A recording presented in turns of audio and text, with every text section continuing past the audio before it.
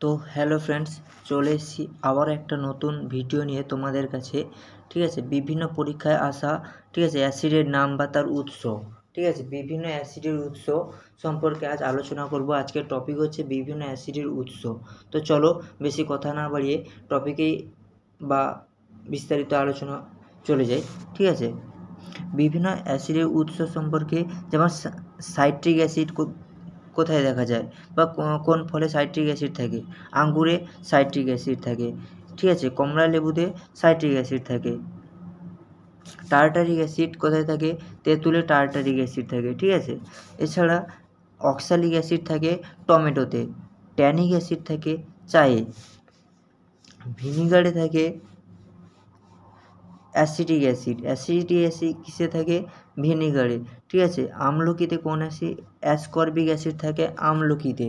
ঠিক আছে, দইতে lactic acid. Lactic acid কোথায় কিসে থাকে? দইতে ল্যাকটিক অ্যাসিড থাকে। ঠিক আছে, ফর্মিক অ্যাসিড পিঁপড়ের হুল। পিঁপড়ের হুলে কোন অ্যাসিড দেখা যায়? এটা খুবই ইম্পর্টেন্ট, এই দুটো। ঠিক আছে, আর ফর্মিক অ্যাসিড, এগুলো খুবই ইম্পর্টেন্ট। ঠিক আছে, এই দুটো। পিঁপড়ের হুলে কোন অ্যাসিড থাকে? এই ঠিক আছে, ফর্মিক অ্যাসিড। আর হচ্ছে দইতে কোন অ্যাসিড থাকে? আর ভিনেগারে অ্যাসিটিক অ্যাসিড তো জানি আমরা সবাই। ঠিক আছে, এই হচ্ছে বিভিন্ন অ্যাসিডের উৎস এবং তার অ্যাসিডের নাম। ঠিক আছে, আরেকটা তেঁতুলে কোন অ্যাসিড থাকে? ঠিক আছে, টার্টারিক অ্যাসিড। এগুলো শর্ট কোশ্চেন আসতেই থাকে, বিভিন্ন পরীক্ষায় আসতেই থাকে। গ্রুপ ডি বলো, হ্যাঁ, পিএসসি ক্লার্কশিপ বলো, ঠিক আছে, এনটিপিসি বলো। ঠিক আছে, দইতে কোন অ্যাসিড থাকে? Lactic acid. এগুলো আসতেই থাকে।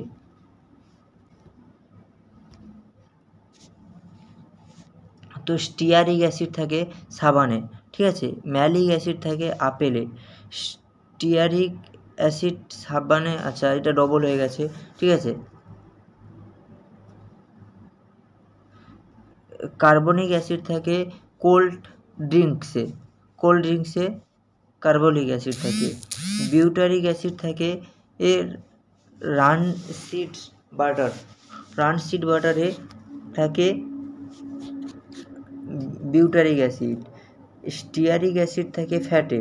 ঠিক আছে, ইউরিক অ্যাসিড থাকে মূত্রে। এটা তো আমরা সবাই জানি।